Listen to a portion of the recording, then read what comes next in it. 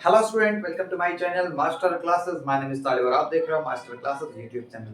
Class 10th की mathematics का chapter number 13 चल रहा है, जिसका नाम है सांख्यिकी यानी स्टैटिस्टिक्स।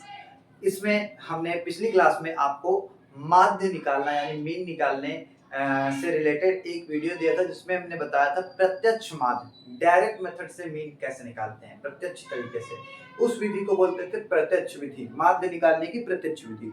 आज हम सीखेंगे माध्य निकालने की कल्पित माध्य विधि, यानी उसी ट्रैक पर हम उसी जैसा क्वेश्चन देखेंगे। वही वाला क्वेश्चन हमने अभी मिटाया नहीं है, पिछली क्लास में हमने कराया था इस क्वेश्चन को आपको। तो यही क्वेश्चन था जिसको हमने उस फॉर्मूले से देखा था, sigma F I x I upon sigma F I, यानी जिसमें हमें प्रत्यक्ष विधि से माध्य निकाला था। आज हम कल्पित माध्य विधि यानी दूसरी विधि देखेंगे, फिर अगली क्लास में हम तीसरी विधि देखेंगे।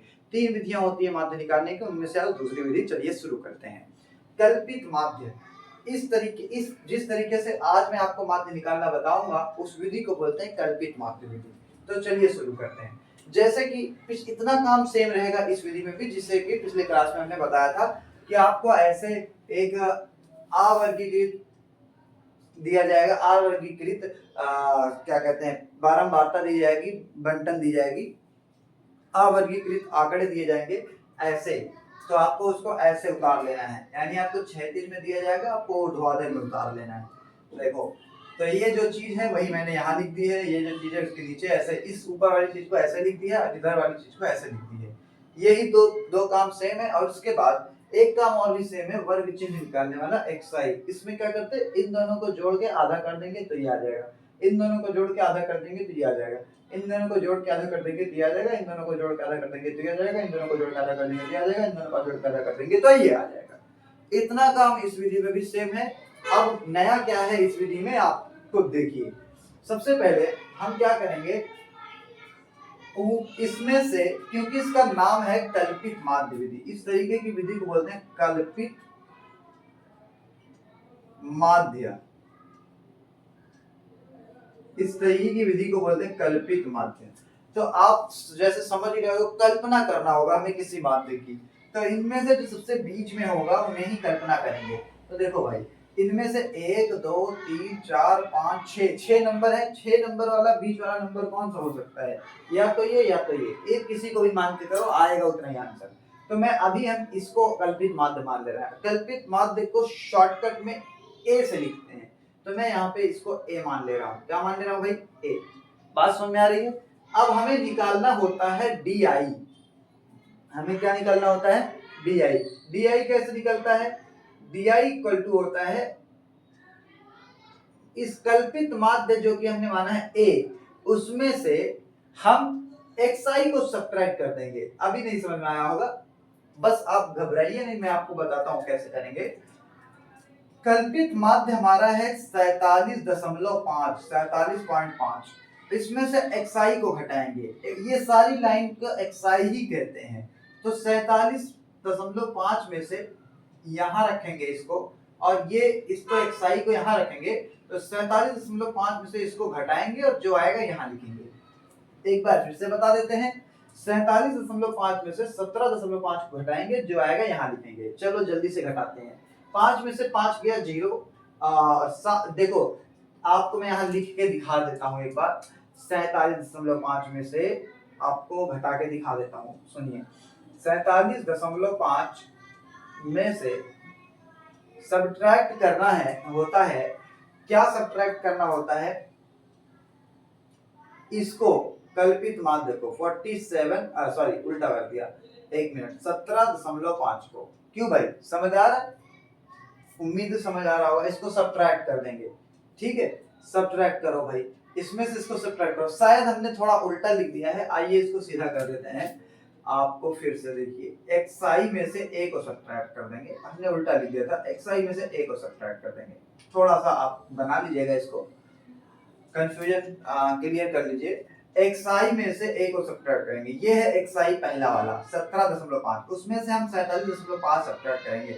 तो उल्टा सब्ट्रैक्ट कर रहे हैं, तो आप देखो मैं यहाँ करके दिखाता हूँ। 17.5 में से सब्ट्रैक्ट करेंगे 47.5, तो ये बड़ा है, इसका निशान आएगा। 5 में से 5 गया 0, 7 में से 7 गया 0, 4 में से 1 गया 3। क्यों भाई, 0.0।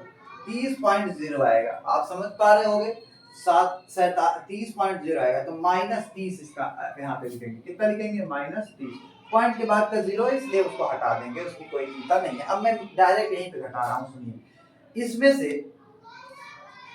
से इसको सब्ट्रैक्ट करेंगे 32 में, इसमें से 5 में से 5 गया 0 और 0 लिखने की जरूरत नहीं, पॉइंट की वजह से वो हट जाएगा। आप यहाँ 7 में से 2 गया 5 और 4 में से 3 गया 1 और माइनस में आएगा। ठीक है, अब ये वाला इसी में से घटाना है तो 47.5 में से 47.5 को ही घटाएंगे तो यहाँ पे आ जाएगा 0। अब इसमें से इसको घटाएंगे तो ये आ जाएगा 62 में से 47 घटाएंगे तो आ जाएगा 13। यहाँ पे लिखेंगे 13, प्लस का 13 आएगा भाई, क्योंकि आप इसमें से घटा रहे हैं। अब इसमें से इसको घटाएंगे तो 7 में से 7 जाएगा तो 0 और 7 में से 4 जाएगा तो 3। ठीक है, अब इसमें से इसको घटाएंगे तो आएगा 12 में से 7 गया 7, 5 बार 5 और यहाँ बचा 8 में से 4 गया 4। ठीक है भाई, उसके बाद अब हम क्या करते हैं, एक कॉलम इसमें एक्स्ट्रा आपको बनाना पड़ेगा। वो कॉलम मैं बना देता हूं, जरा देखिए। ये जो नया कॉलम बनेगा वो क्या होगा, वो होगा सिग्मा एफ आई और डी आई का मल्टीप्लीकेशन। नया कॉलम, ये जो नया कॉलम बना रहे हैं वो एफ आई डी आई का मल्टीप्लीकेशन आएगा। आप भी नया कॉलम बना लीजिएगा ऐसे, ये देखिए हमने बना दिया ये।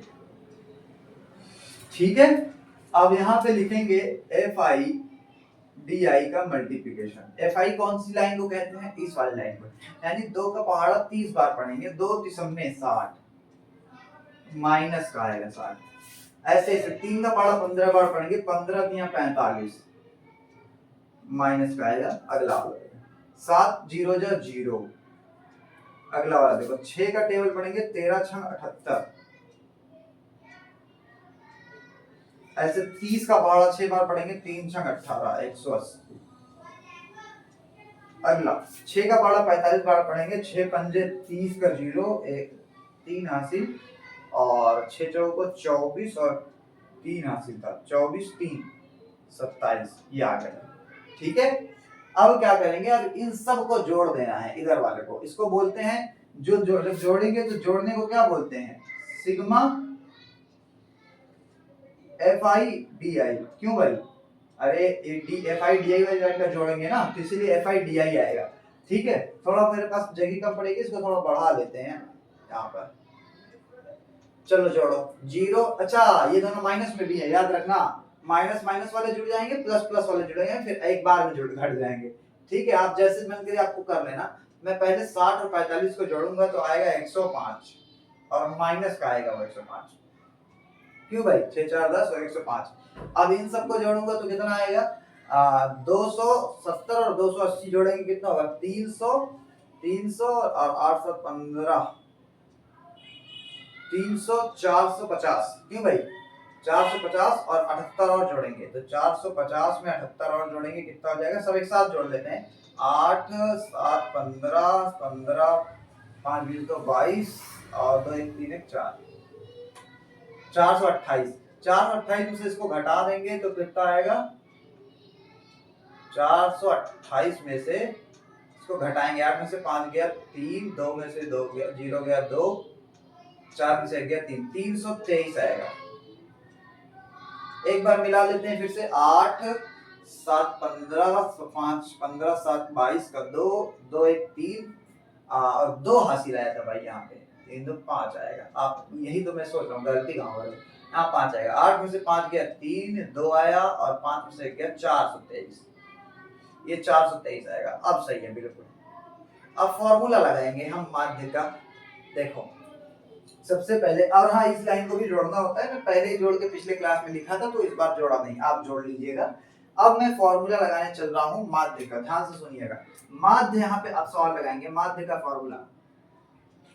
कल्पित माध्य वाले में फॉर्मूला क्या होता है, ए को घटाया था इसलिए यहाँ पे ए जोड़ना पड़ेगा, ए प्लस जो घटाया था उसे फॉर्मूले में जोड़ देंगे, ए प्लस सिग्मा